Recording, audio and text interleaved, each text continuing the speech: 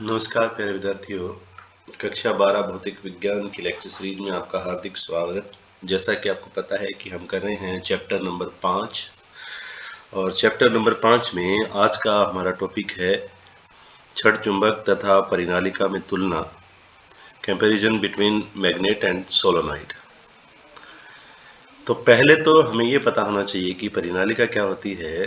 परिनालिका वह उपकरण होता है जिसे किसी कुचालक पदार्थ पर विद्युत तार लपेट के बनाया जाता है। यदि किसी कुचालक पदार्थ पर इस प्रकार से विद्युत तार का मतलब होता है जो लेमिनेटेड वायर होती है, जिसमें जो ट्रांसफार्मर वगैरह बनाने में काम में आती है ना, उस तरीके की वायर को इस पे लपेट दिया जाता है। तो जो उपकरण बनता है उस उपकरण को हम बोलते हैं परिनालिका। कहा जाता है कि ये जो परिनालिका है ये चुंबक की भांति व्यवहार करती है। तो आज हम कंपेयर करेंगे इसको चुंबक के साथ में। तो आज का इसका कंपैरिजन का पहला पॉइंट है हमारा चुंबकीय ध्रुव। जिस प्रकार किसी छड़ चुंबक के अंदर चुंबकीय ध्रुव विद्यमान रहते हैं, उत्तरी ध्रुव और दक्षिणी ध्रुव, ठीक इसी तरीके से परिनालिका में भी इसके ध्रुव विद्यमान रहते हैं। यदि हमें धारा प्रवाह की दिशा का पता हो तो धारा प्रवाहित होने की अगर डायरेक्शन का हमें पता है तो हम पता लगा सकते हैं कि किस तरफ उत्तरी ध्रुव है और किस तरफ दक्षिणी ध्रुव है। तो यदि परिनालिका को काट क्षेत्रफल हम अपनी तरफ कर लेते हैं और हमें धारा की दिशा ये दिखती है तो हम इसमें ऐसा लिख सकते हैं n, और एरो ये जो है धारा प्रवाह की डायरेक्शन को शो कर रहा है। तो अगर धारा प्रवाहित ऐसे हो रही है तो हम ये मान लेंगे कि हमारी तरफ क्या है, परिनालिका का उत्तरी ध्रुव है। जबकि यदि धारा प्रवाह की दिशा ये है तो एक तरफ आपको अगर ये प्रवाह दिखता है तो उसको दूसरी तरफ से देखोगे तो प्रवाह ऐसा दिखेगा। तो दूसरी तरफ हम मान लेंगे कि दूसरी तरफ क्या है, दक्षिणी ध्रुव है। तो जिस प्रकार चुंबक में नॉर्थ पोल और साउथ पोल पाए जाते हैं, उत्तरी ध्रुव और दक्षिणी ध्रुव पाए जाते हैं, ठीक इसी तरीके से परिनालिका में भी उत्तरी ध्रुव और दक्षिणी ध्रुव पाए जाते हैं। और जबकि छड़ चुंबक के अंदर इनका परिवर्तन नहीं होता है, का मतलब है उत्तरी ध्रुव हमेशा उत्तरी ध्रुव रहता है, दक्षिणी ध्रुव हमेशा दक्षिणी ध्रुव रहता है। लेकिन दिशा बदल देने पर, धारा की डायरेक्शन चेंज कर देने पर ये आपस में इंटरचेंज हो जाते हैं, इनकी जगह परिवर्तित हो जाती है। तो हम लिखेंगे जिस प्रकार छड़ चुंबक में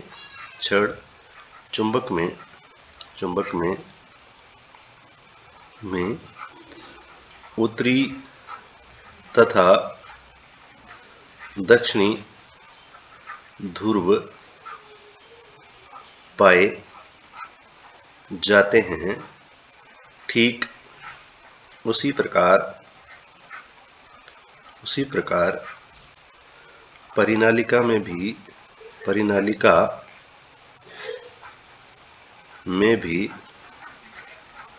उत्तरी तथा दक्षिणी ध्रुव पाए जाते हैं।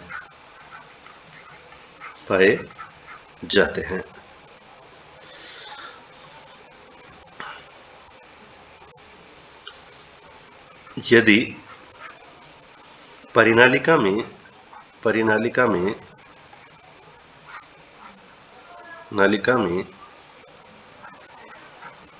धारा की दिशा, यानी कि विद्युत धारा की दिशा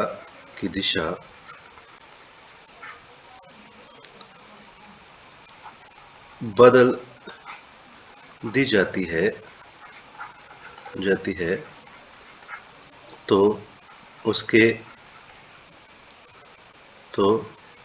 उसके ध्रुव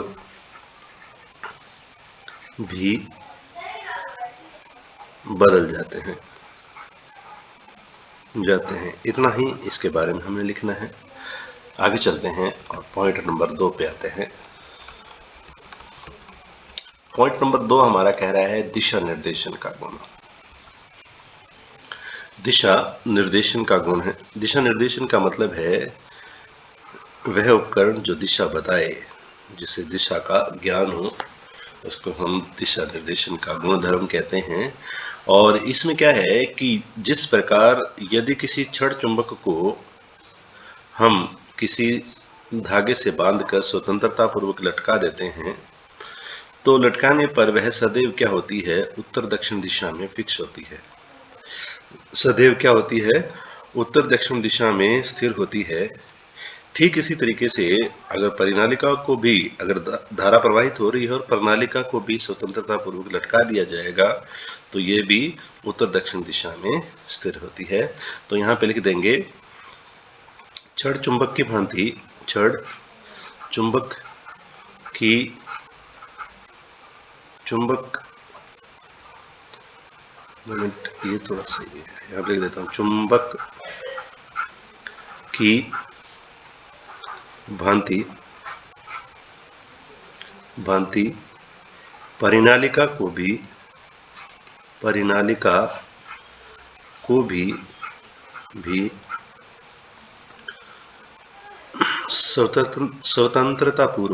स्वतंत्रता पूर्वक लटका देने पर वह सदैव उत्तर दक्षिण दिशा में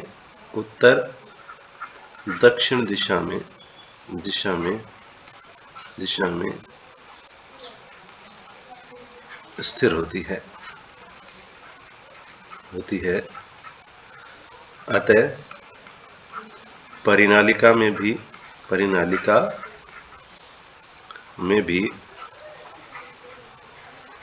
दिशा निर्देशन का गुण पाया जाता है। निर्देशन का गुण पाया जाता है। तो इस तरीके से अगर धारा प्रवाह हो तो ये नॉर्थ पोल को और ये साउथ पोल को रिप्रेजेंट करती है, और इसको जब लटका दिया गया है तो ये भी छड़ चुंबक की भांति उत्तर दक्षिण दिशा में स्थिर हो जाएगी। अब आते हैं इसके तीसरे गुणधर्म पर। तीसरा गुणधर्म है ध्रुवों में आकर्षण और प्रतिकर्षण। जिस प्रकार किसी छड़ चुंबक को इस तरीके से रखा गया, दो छड़ चुंबकों को इस तरीके से रखा गया है कि उनके जो विपरीत ध्रुव हैं वो नजदीक स्थित हैं। जब विपरीत ध्रुव नजदीक होंगे तो विपरीत ध्रुव एक दूसरे को क्या करते हैं, आकर्षित करते हैं, तो इनके बीच में आकर्षण बल पाया जाएगा। और ठीक इसी तरीके से अगर समान ध्रुव है, चाहे यहाँ NN होता तो भी प्रतिकर्षण होता और SS है तो भी प्रतिकर्षण, यानी कि दक्षिणी ध्रुव और दक्षिणी ध्रुव अगर नजदीक स्थित हैं तो भी प्रतिकर्षण होगा, उत्तरी ध्रुव और उत्तरी ध्रुव अगर नजदीक होते तो भी प्रतिकर्षण होता। तो ये तो छड़ चुंबक का गुणधर्म है। ठीक इसी तरीके से परिनालिका में भी अगर विद्युत धारा की दिशा ये है तो इस तरफ N बनेगा कन्फर्म है और इस तरफ बनेगा साउथ पोल, इस तरफ उत्तरी ध्रुव और इस तरफ दक्षिणी ध्रुव बनेगा। ठीक इसी तरीके से ये और ये धारा की दिशा ये जो है सेम है भाई, इस दिशा में है, धारा की दिशा ऐसे है, तो यहाँ पे भी सेम ऐसा का ऐसा छड़ चुंबक बनेगा। इस तरफ उत्तरी ध्रुव होगा और इधर दक्षिणी ध्रुव होगा। अब क्योंकि ये विपरीत ध्रुव हैं, नजदीक हैं, तो इनके बीच में क्या होगा, आकर्षण बल काम करेगा। इनके बीच में क्या काम करेगा, आकर्षण बल काम करेगा। तो यहाँ पे आकर्षण, अब चूंकि इसका ये साउथ पोल और इसका ये नॉर्थ पोल विपरीत ध्रुव हैं, तो दोनों के बीच में क्या होगा, आकर्षण। ठीक इसी तरीके से अब यहाँ दोनों में धारा की दिशा एक सी है, मतलब धारा की दिशा क्या रहेगी, इधर से ऐसे आ रही है, ऐसे, इधर धारा की दिशा सेम है, और इसमें भी विद्युत धारा की दिशा यही है। अब इसमें तो विद्युत धारा की दिशा ये है, लेकिन इसमें विद्युत धारा की दिशा ये है, विपरीत है। विपरीत है तो इसके ध्रुव बदल गए हैं, ध्रुव बदल गए हैं तो एक दूसरे के सामने समान ध्रुव आ गए, और समान ध्रुव जब पास पास होते हैं तो दोनों के बीच में क्या होता है, प्रतिकर्षण बल लगता है। तो इनके बीच में ये क्या लगेगा, प्रतिकर्षण उत्पन्न होगा। तो जिस प्रकार छड़ चुंबक में समान ध्रुवों में प्रतिकर्षण तथा असमान ध्रुवों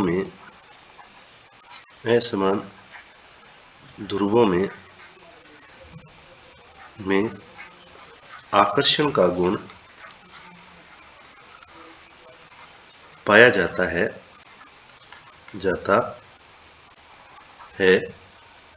ठीक उसी प्रकार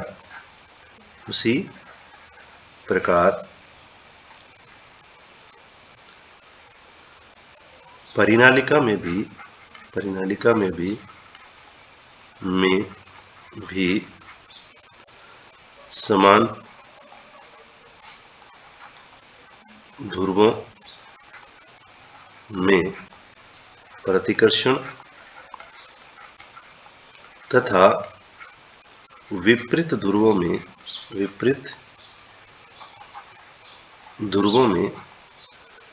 आकर्षण का गुणधर्म पाया जाता है। आकर्षण का गुणधर्म पाया जाता है। सेम उसी वाले गुणधर्म हैं। अब आते हैं अगले बिंदु पर। अगला बिंदु हमारा चौथा बिंदु। इसमें विद्युत क्षेत्र, चुंबकीय क्षेत्र की तीव्रता ये हमारा है। तो इसमें हमने क्या किया, एक परिनालिका ली है और हमें पता है कि जो चुंबकीय द्विध्रुव होता है उसके अक्ष पर क्या होता है, चुंबकीय क्षेत्र की तीव्रता जो रहती है वो mu not upon 4 pi dot 2m upon r³ होती है। और अगर हम इक्वेटर की बात करें, हम निरक्ष पर बात करें, तो निरक्ष पर छड़ चुंबक के या चुंबकीय द्विध्रुव के चुंबकीय क्षेत्र की तीव्रता का मान ये रहता है 4 pi dot m upon r³।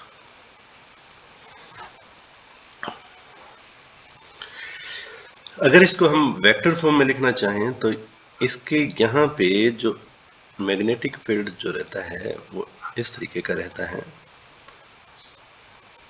चुंबकीय क्षेत्र की जो तीव्रता रहती है विपरीत दिशा में रहती है, और इसको अगर वेक्टर फॉर्म में लिखेंगे तो ऐसा दिखेगा। चलो नीचे चलते हैं और अब हम इसके बारे में बात करते हैं। ये तो था छड़ चुंबक के कारण हमारे पास चुंबकीय क्षेत्र की तीव्रता ये रहती है निरक्ष पर, और अक्ष पर ये रहती है। तो इसी तरीके से इसमें भी हम ज्ञात करना चाहेंगे, और चुंबकीय क्षेत्र की तीव्रता अगर वैसी आ जाती है तो कंपैरिजन हमारा अपना सक्सेस है। तो चलते हैं हम ऊपर।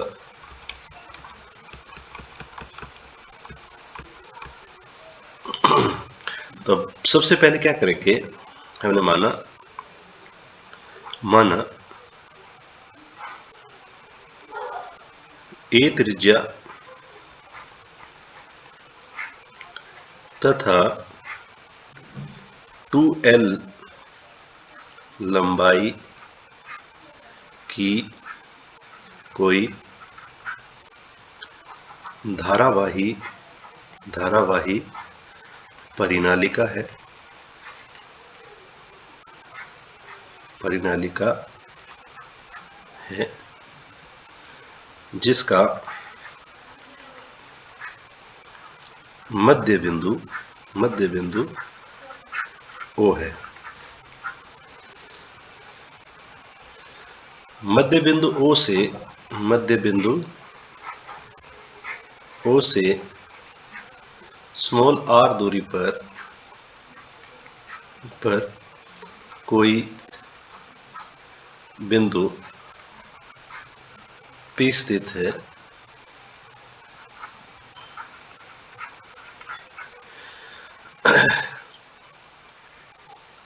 यह बिंदु P परिनालिका के अक्ष पर स्थित है। याद रखना, अक्ष पर हम ज्ञात कर रहे हैं, क्या ज्ञात कर रहे हैं? अक्ष पर चुंबकीय क्षेत्र की तीव्रता ज्ञात कर रहे हैं। तो अक्ष पर परिनालिका के अक्ष पर स्थित है।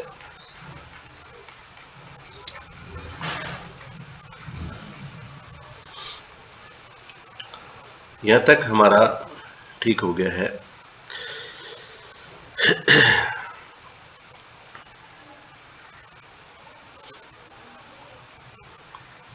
बिंदु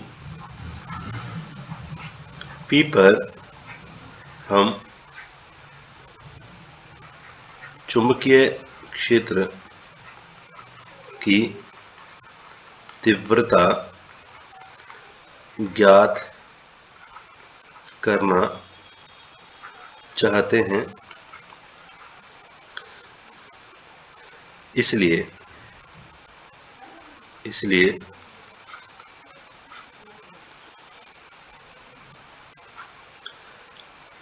परिनालिका के मध्य बिंदु O से, मध्य बिंदु है ये, बिंदु लिख देना, बिंदु O से x दूरी पर कोई अल्पांश dx लेते हैं।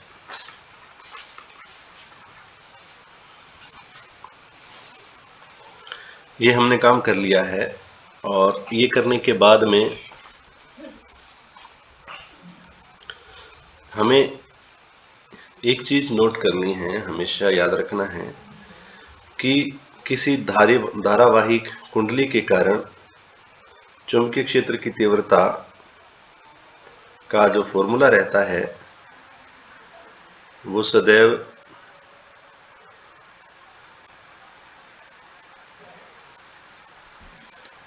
ये रहता है, हमने पीछे किया भी होगा, B = μ0/4π डॉट से मतलब आपको बार बार बताया जा रहा है। 2 मिनट इसको मैं इरेज कर देता हूँ थोड़ा सा।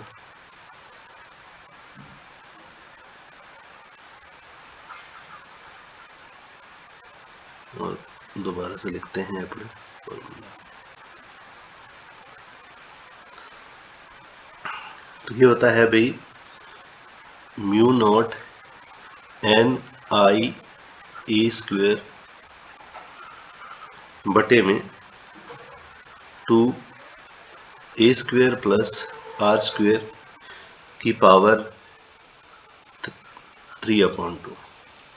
ये किसी छड़ चुंबक के, ये धारावाही कुंडली के कारण होता है।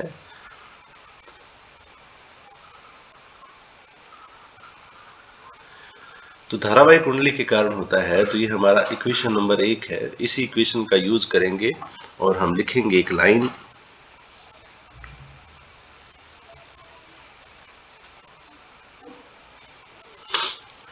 अब dx अल्पांश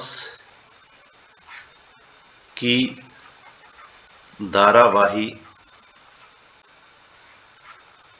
कुंडली के कारण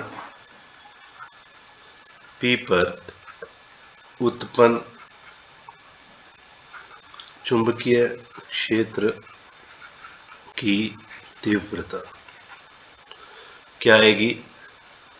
यह आएगी dB is equal to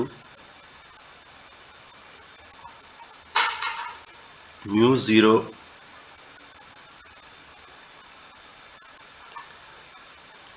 n dx। ये जो n का मान आया है हमारा dx मोटाई में फेरों की संख्या है, क्योंकि हमें पता है कि एकांक लंबाई में फेरों की संख्या n है, तो dx लंबाई में फेरों की संख्या हो जाएगी n इंटू dx, तो इसको हम n dx लिख सकते हैं। तो n की जगह हमने क्या यूज कर लिया? n dx। I a square बटे में 2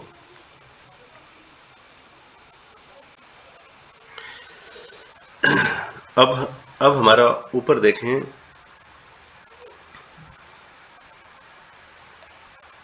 r की जगह हम यूज करेंगे r माइनस एक्स का यूज करेंगे। ये जो दिख रहा है ना हमें, अब ये जो कुंडली है r की जगह r माइनस एक्स दूरी को दिखा रही है, तो r माइनस एक्स का यूज करेंगे। तो जहां पे r यूज हो रहा है वहां पे r माइनस एक्स का यूज करेंगे। तो बीच में प्लस है तो कैसे भी लिख सकते हैं, तो यहाँ पे मैं लिख रहा हूँ r माइनस एक्स का स्क्वायर, r की जगह मैंने लिख दिया है, और प्लस में है ये स्क्वायर की पावर 3/2। ये हमारी इक्वेशन आ गई फर्स्ट। इसके बाद में फर्स्ट नहीं, सेकंड इक्वेशन है।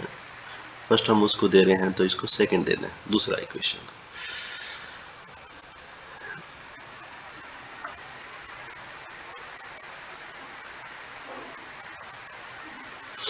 अब कुछ कंपैरिजन करना है। पहले तो ये जो r है,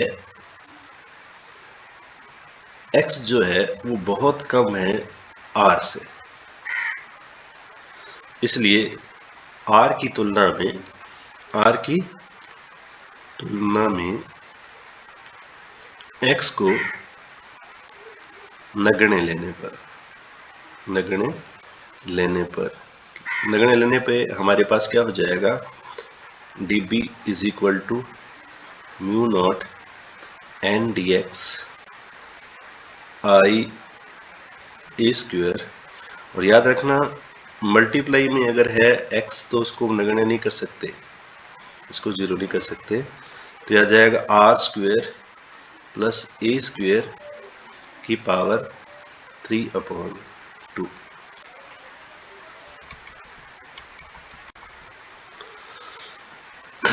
अब ये तो था फर्स्ट अपना कंडीशन, फर्स्ट कंडीशन लगाई, और दूसरी कंडीशन हम इसमें लगाएंगे, क्योंकि परिनालिका द्विध्रुव की भांति व्यवहार कर रही है, तो हम यहाँ पे ए की जो है, और वैसे भी हम परिनालिका का जो अनुप्रस्थ काट क्षेत्रफल जो लेते हैं बहुत कम रहता है, उसकी लंबाई की तुलना में बहुत अल्प लेते हैं, इसलिए a is very very less than r, और इसलिए इस समीकरण 3 में समीकरण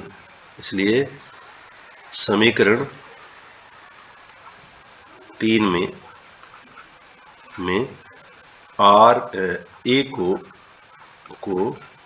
नगण्य लेने पर, ए को हमने क्या ले लिया है? नगण्य ले लिया है। तब हमारे पास dB बराबर आएगा mu not n dx I a square बटे में 2r क्यूब। अब इसको हमने जीरो मान लिया है, नगण्य मान लिया है, तो सिर्फ r रहेगा, स्क्वायर से स्क्वायर कट जाएगा, हमारे पास ये फॉर्मूला आ जाएगा। तो ये हमारे पास फाइनल इक्वेशन नंबर 4 आ गई है। ये हमारी इक्वेशन 4 है। समीकरण नंबर ये हमारी 4 आ गई है। समीकरण 4 के बाद में हम इसका करेंगे समाकलन।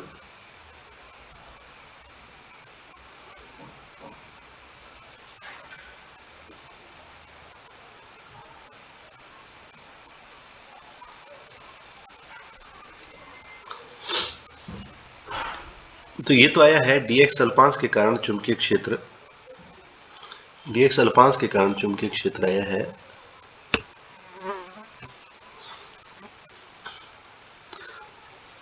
अब हम पूरी परिनालिका के कारण चुंबकीय क्षेत्र ज्ञात करना चाहते हैं, तो हम इसका करेंगे समाकलन। तो संपूर्ण परिनालिका के कारण चुंबकीय क्षेत्र की तीव्रता ज्ञात करने के लिए उपरोक्त समीकरण 4 का -L से +L सीमाओं के मध्य समाकलन करने पर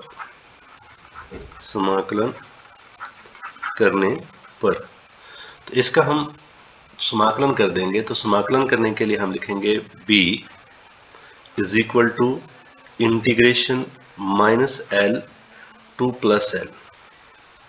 यहाँ पे लिखेंगे dB और dB का हम मान रख देंगे, तो हमारे पास है integration -L to +L, +L को प्लस लिखें ना लिखें, और dB का मान है μ0 n dx I a² upon 2r³। ठीक है, फिर हम आगे चलेंगे और उसके समाकलन के पूरे स्टेप कंप्लीट करेंगे। तो b इज इक्वल टू हमारे पास आ जाएगा, b इज इक्वल टू हम जो dx को ही अंदर रखेंगे, इसके अलावा जो भी टर्म्स हैं वो बाहर आ जाएगी। तो μ0 n I a² बटे में 2r³ इंटीग्रेशन -L से +L dx। फिर आगे चलते हैं। तो हमारे पास आ जाएगा b is equal to μ0 n I a² बटे में 2πr³, और इसको हम लिख सकते हैं, इसका जो समाकलन होगा वो x रहेगा, और x की जगह हमें लिमिट रखनी होगी -L से +L। फिर हम एक स्टेप और आगे लिखते हैं, b is equal to μ0 n I a² बटे में 2r³ into L minus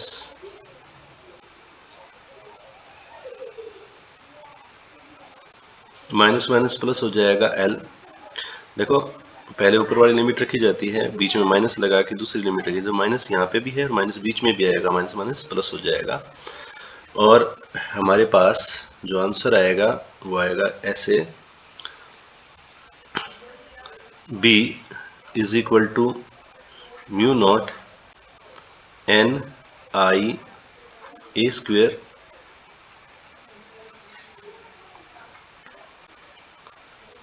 into 2L बटे में 2r³। तो 2 से 2 कैंसिल हो जाएगा, हमारे पास क्या बचेगा, हमारे पास बचेगा μ0 n I a²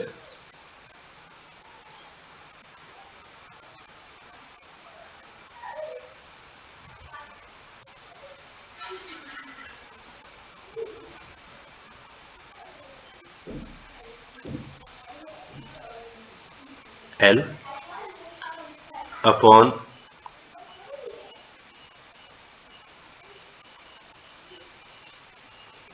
are cube.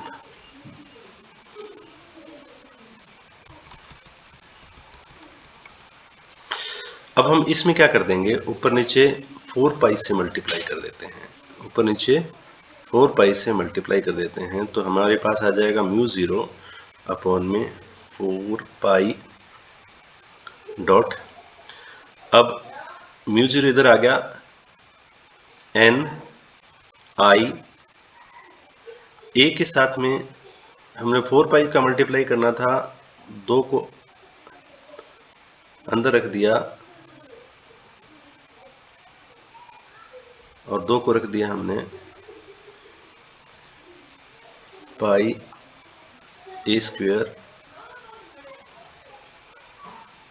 L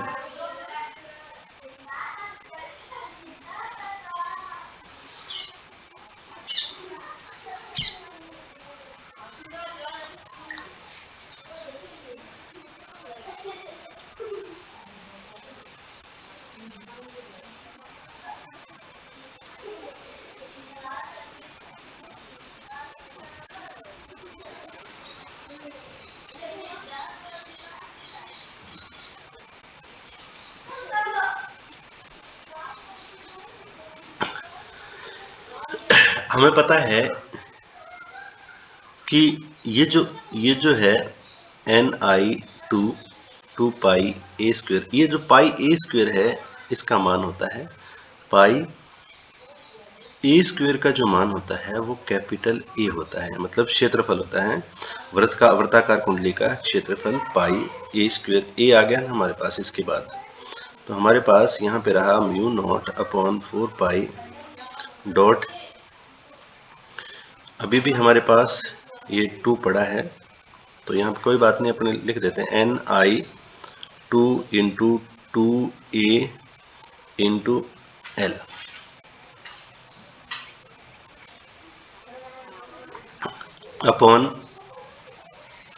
upon में हमारे पास आर क्यूब बचा हुआ था, आर क्यूब लिख देते हैं।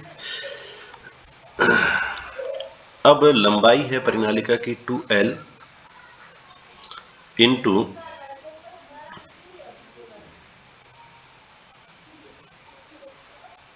n, इसका मान हम लिख सकते हैं कैपिटल एन, मतलब एकांक लंबाई में फेरों की संख्या है n, तो 2l लंबाई में फेरों की संख्या क्या होगी, कैपिटल n, तो इसकी जगह हम n यूज कर रहे हैं, तो हम यहाँ पे पहले एक बार एडजस्ट कर देते हैं mu not upon 4 pi dot, फिर मैं लिख देता हूँ 2l इंटू n, ये तो हमने यहाँ लिख दिया, इसको ले लिया, इसको ले लिया, इसको ले लिया, तो हमारे पास बचा ए आई और इंटू 2 बच गया, और बटे में क्या बचेगा, आर क्यूब। फिर और चलते हैं, 2ln की जगह हमने कैपिटल एन लिख दिया, 2ln की जगह हमने क्या लिख दिया, म्यू नॉट अपॉन में 4 पाई डॉट, इसकी जगह आ गया कैपिटल एन, तो 2 को मैं पहले लिख रहा हूँ और यहाँ पे लिख रहा हूँ capital n a I upon में आर क्यूब। और चूंकि हमें पता है किसी कुंडली के कारण चुंबकीय द्विध्रुव आघूर्ण का जो मान होता है वो एन आई ए होता है, तो इसकी जगह हम यूज कर सकते हैं एम, तो हमारे पास आ जाएगा म्यू नॉट अपॉन में 4 pi dot 2m upon r cube. ठीक उसी तरीके का है जिस तरीके से हमने छड़ चुंबक में ये ज्ञात किया था, छड़ चुंबक में हमारे पास जैसा आया था वैसा का वैसा हमें ये मिला है परिनालिका के कारण, तो इसका मतलब ये हुआ परिनालिका के कारण चुंबकीय क्षेत्र की तीव्रता अक्ष पर ये रहती है और निरक्ष पर इसी प्रकार लिख देंगे, इसी प्रकार हमें डेरिवेशन करने की ज़रूरत नहीं है, इसी प्रकार B equator is equal to mu not upon 4 pi dot, यहाँ पे m आएगा अपॉन आर क्यूब आएगा। तो ये था आज का टॉपिक। वीडियो अगर पसंद आए लाइक ज़रूर करें, चैनल को सब्सक्राइब करें और अधिक से अधिक अपने दोस्तों में शेयर करें। धन्यवाद।